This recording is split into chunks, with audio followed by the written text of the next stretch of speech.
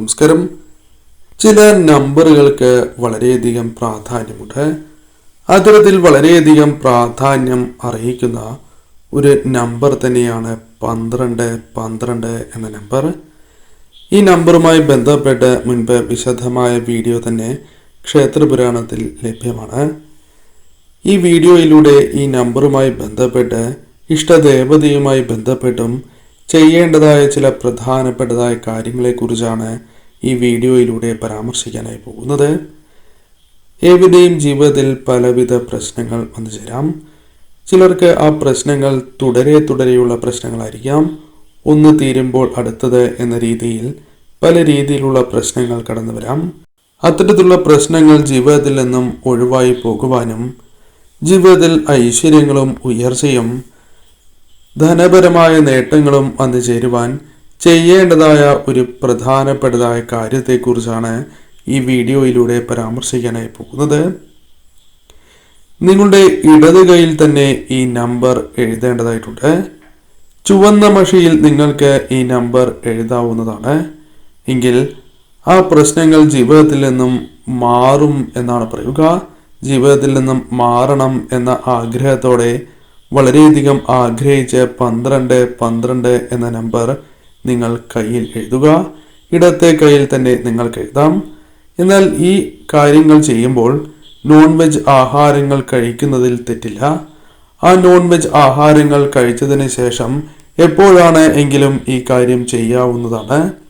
എന്നാൽ മനസ്സിൽ മറ്റ് ചിന്തകൾ, മറ്റൊരു വ്യക്തി നശിക്കണം, അത്തരത്തിലുള്ള ദുഷ്ചിന്തകളോടെ ചെയ്യാതിരിക്കുവാൻ നിങ്ങൾ ശ്രദ്ധിക്കേണ്ടതായിട്ടുണ്ട്. മനഃശുദ്ധിയോടെ ചെയ്യുന്നതാണ് ഏറ്റവും ശുഭം.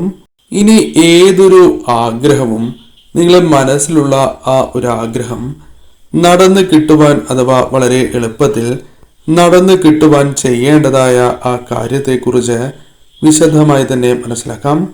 ഈ നമ്പർ തീർച്ചയായും ഇപ്രകാരം തന്നെ നിങ്ങൾ എഴുതുവാൻ ശ്രമിക്കണം. അല്ലെങ്കിൽ ഈ കാര്യങ്ങൾ ഇപ്രകാരം ചെയ്യുക. ഈ നമ്പർ, അതായത് 12 എന്ന നമ്പർ നീല അല്ലെങ്കിൽ പച്ച മഷിയിൽ നിങ്ങൾ എഴുതണം.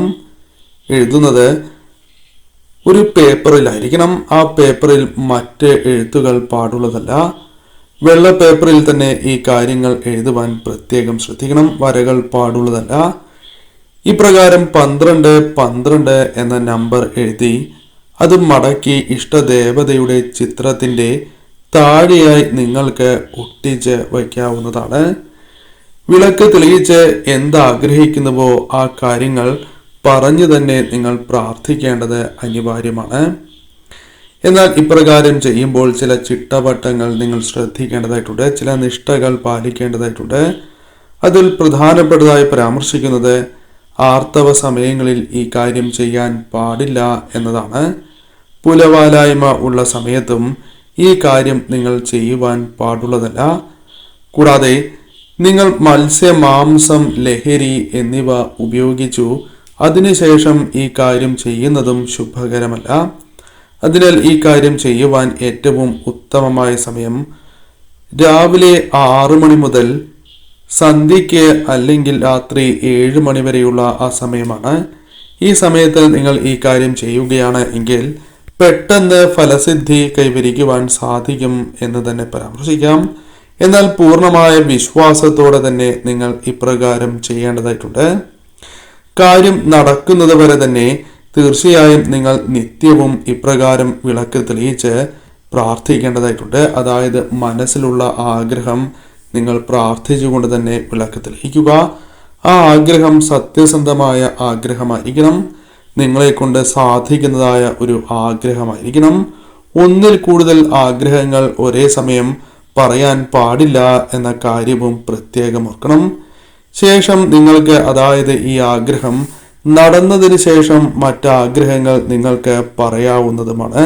അതായത് മറ്റാഗ്രഹങ്ങൾക്ക് വേണ്ടി ഈ കാര്യങ്ങൾ ചെയ്യാവുന്നതുമാണ്. പൂർണ്ണ ഏകാഗ്രതയോടെ മാത്രമേ ഈ കാര്യം ചെയ്യുവാൻ പാടൂ എന്ന കാര്യവും പ്രത്യേകം ശ്രദ്ധിക്കണം. മനസ്സ് അസ്വസ്ഥമായിക്കൊണ്ട് അല്ലെങ്കിൽ മനസ്സിൽ വളരെയധികം ശ്രദ്ധ പുലർത്താതെ ഈ കാര്യം ചെയ്യുകയാണ് എങ്കിൽ നിങ്ങൾ വിചാരിച്ചതായ ഫലം ലഭിക്കണം എന്നില്ല. വെള്ള പേപ്പറിൽ തന്നെ ചെയ്യണം.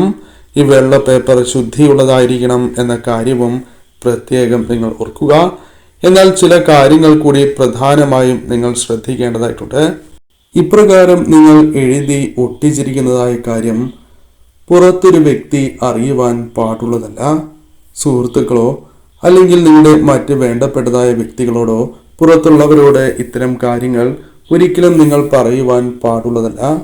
ഈ കാര്യം പറയുകയാണ് എങ്കിൽ നിങ്ങൾ വിചാരിച്ചതായ ഫലം നിങ്ങൾക്ക് വന്ന് ചേരണം എന്നില്ല. പുറമെ നിന്ന് പലരും വീടുകളിലേക്ക് വരുന്നവർ തന്നെയാണ്. ഈ പ്രകാരം വരുന്നതായ അവസരത്തിൽ നിങ്ങൾ എഴുതി ഒട്ടിച്ചിരിക്കുന്നതായ ഈ കാര്യം ഒരിക്കലും മറ്റുള്ളവർ കാണുവാൻ പാടുള്ളതല്ല. അതിനാൽ ഈ കാര്യത്തിൽ ശ്രദ്ധ പുലർത്തണം. വിളക്ക് മുടങ്ങാതെ തന്നെ തെളിയിക്കണം എന്ന കാര്യവും ഓർക്കുക. ഒരു വ്യക്തിക്ക് ഏറ്റവും പ്രധാനപ്പെട്ടതായ കാര്യം അവരുടെ കർമ്മഫലം തന്നെയാണ്. കർമ്മഫലം ഒരു വ്യക്തിക്ക് അനുകൂലമാണ് എങ്കിൽ അല്ലെങ്കിൽ പെട്ടെന്ന് നടക്കുവാൻ സാധ്യതയുള്ള ആഗ്രഹമാണ് എങ്കിൽ നിങ്ങൾക്ക് പെട്ടെന്ന് തന്നെ ആ കാര്യങ്ങൾ നിങ്ങൾക്ക് നേടിയെടുക്കുവാൻ സാധിക്കും. എന്നാൽ കർമ്മഫലം നിങ്ങൾക്ക് അനുകൂലമല്ല എങ്കിൽ, കാരണം ഓരോ വ്യക്തികളിലും കർമ്മഫലം വ്യത്യസ്തമാണ്. ചിലർക്ക് ഈ കാര്യം 24 മണിക്കൂർ കൊണ്ട് നടക്കാം, ചിലർക്കത് 48 മണിക്കൂറാകാം, ചിലർക്കത് ദിവസങ്ങളാകാം. അതിനാൽ തന്നെ അത്രയും ദിവസം നിങ്ങൾ ഈ കാര്യം മുടക്കം കൂടാതെ ചെയ്യണം. ഇനി നിങ്ങൾക്ക് ആർത്തവമാവുകയാണ് എങ്കിൽ കുടുംബത്തിലെ മറ്റംഗങ്ങളാണ് എങ്കിലും ഇപ്രകാരം വിളക്ക് തെളിയിക്കുവാൻ മറക്കാതിരിക്കുക. അതിനാൽ നിങ്ങൾക്ക് സാധിച്ചില്ല എങ്കിലും നിങ്ങളുടെ കുടുംബത്തിലുള്ള മറ്റ് വ്യക്തികളാണ് എങ്കിലും തീർച്ചയായും വിളക്ക് തെളിയിക്കേണ്ടത് അനിവാര്യം തന്നെയാകുന്നു. കൂടാതെ ഈ കാര്യം ചെയ്യുമ്പോൾ അടുത്തുള്ള വിഷ്ണു ക്ഷേത്രത്തിൽ ദർശനം നടത്തുന്നത് ശുഭകരമാണ്. വിഷ്ണു ക്ഷേത്രത്തിൽ ദർശനം നടത്തുകയും ഭഗവാന് ഭാഗ്യസൂക്ത പുഷ്പാഞ്ജലി നിങ്ങളുടെ പേരിൽ ആരാണോ ഇപ്രകാരം ചെയ്തിരിക്കുന്നത് ആ വ്യക്തിയുടെ പേരിൽ നടത്തുന്നത് ശുഭകരമാണ്. അതോടൊപ്പം ഭഗവാന് ഒരു നെയ്വിളക്ക് കൂടി നടത്തി പ്രാർത്ഥിക്കുന്നതും ഈ കാര്യങ്ങൾ കൂടുതൽ അനുകൂലമാക്കി തീർക്കുവാൻ, പെട്ടെന്ന് ഫലസിദ്ധി കൈവരിക്കുവാൻ സഹായകരമായി തീരും.